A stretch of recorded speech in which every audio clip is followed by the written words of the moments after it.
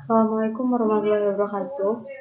Di sini kami dari kelompok 7 akan mempresentasikan hasil diskusi kami tentang manajemen risiko asuransi yang beranggotakan Fahri Nurul Huda, Maulia Indah Yuniarti, Anissa Amelia, Alia Putri Seruni, Tantri Olivia, Firman Afriansyah, dan saya sendiri, Sri Agustin.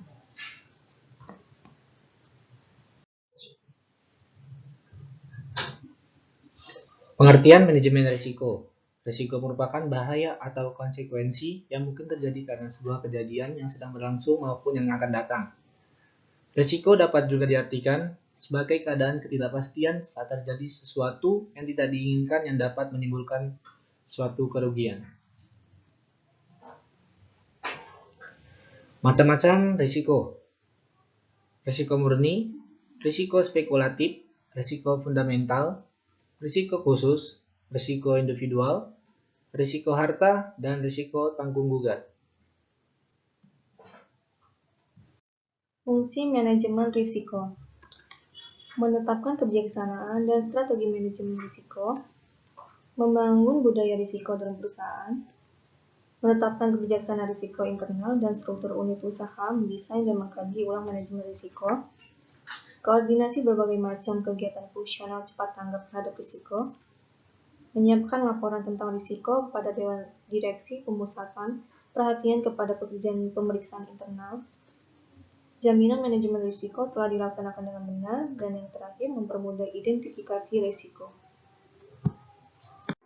Tujuan manajemen risiko: menghindari kerugian sebelum terjadi risiko, menghindari kerugian setelah terjadi risiko, mengurangi pengeluaran, mencegah perusahaan dari kegagalan, menaikkan keuntungan perusahaan, dan menekan biaya produksi dan sebagainya. Tahapan-tahapan dalam manajemen risiko. 1.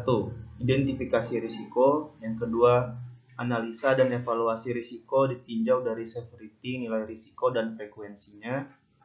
Yang ketiga, pengendalian risiko. Pengendalian fisik. Risiko dihilangkan atau diminimalisir. Menghilangkan risiko berarti menghapuskan semua kemungkinan terjadinya kerugian. Yang kedua, pengendalian finansial. Risiko ditahan, risiko ditransfer. Menahan risiko berarti menanggung keseluruhan atau sebagian dari risiko, misalnya dengan cara membentuk cadangan dalam perusahaan untuk menghadapi kerugian yang bakal terjadi, retensi sendiri. Sedangkan pengalihan atau transfer risiko dapat dilakukan dengan memindahkan risiko atau kerugian yang mungkin terjadi kepada pihak lain. Contohnya mengalihkan risiko kepada perusahaan. Kerugian atas aset. 1. Ketidakpastian ekonomi, yaitu kejadian-kejadian yang timbul sebagai akibat kondisi dan perilaku pelaku ekonomi, contohnya perubahan sikap konsumen. 2. Ketidakpastian alam, yaitu disebabkan oleh alam, contohnya badai, banjir, gempa bumi. Ketidakpastian kemanusiaan, yaitu disebabkan oleh perilaku manusia, contohnya perang, pencurian, penggelapan. Wujud dari risiko. 1. Berupa kerugian atas harta, kekayaan, penghasilan, contohnya diakibatkan oleh kebakaran. 2. Berupa penderitaan seseorang, contohnya sakit atau cacat karena kecelakaan. 3. Berupa tanggung jawab hukum, contohnya risiko dari perbuatan yang merugikan orang lain. 4. Kerugian karena perubahan keadaan pasar, contohnya terjadinya perubahan selera konsumen. Risiko yang biasa dialami perusahaan. Yang pertama, kerusakan fisik dari harta kekayaan perusahaan, misalnya dikarenakan kebakaran. Yang kedua, kehilangan pendapatan atau kerugian lainnya akibat terganggunya operasi perusahaan. Yang ketiga, kerugian akibat adanya tuntutan hukum dari pihak lain yang merasa dirugikan. Yang keempat, kerugian yang timbul karena penipuan, penggelapan atau oleh karyawan. Yang kelima, kerugian akibat ketidakpastian yang menimpa karyawan perusahaan, misalnya kematian, cacat karena kecelakaan. Asuransi. Pertama, salah satu teknik penanggulangan risiko melalui pembiayaan mengasuransikan suatu perusahaan asuransi.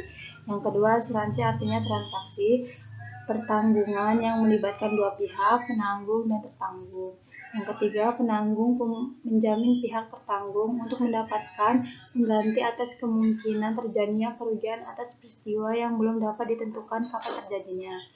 Yang keempat, sebagai kontrprestasinya, tertanggung diwajibkan membayar sejumlah uang kepada penanggung, yang besarnya sekian persen dari nilai pertanggungan yang biasa disebut premi. Risiko yang biasa dialami perusahaan. 1. Pengumpulan kerugian. 2. Pembayaran kerugian pada angka mujur. 3. Pemindahan risiko.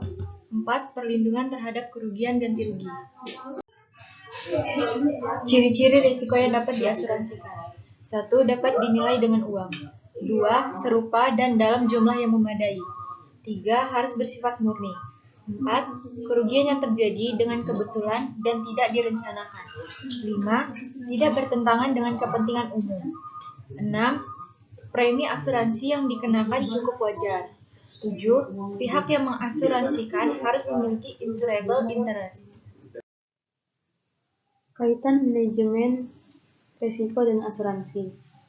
Manajemen risiko berusaha untuk mengidentifikasi risiko-risiko murni atau ancaman terjadinya kerugian murni yang dihadapi perusahaan atau organisasi untuk kemudian menggunakan berbagai macam metode termasuk asuransi untuk menghadapi ancaman kerugian. Sekian presentasi dari kelompok kami.